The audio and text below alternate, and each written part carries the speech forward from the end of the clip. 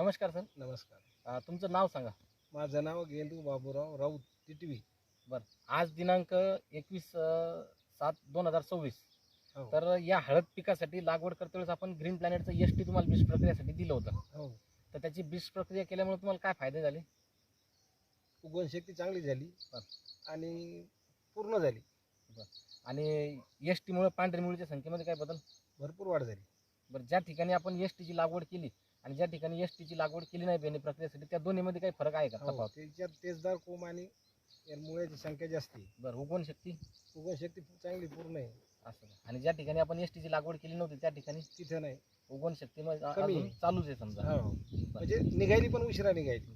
तर गावामध्ये आपण ज्या ज्या शेतकऱ्यांना समजा एसटी दिलं होतं बीज प्रक्रियेसाठी, त्याची सर्वांची सारखीच आहे. तर त्यांना पण चांगला रिझल्ट चांगला भेटला. रिझल्ट.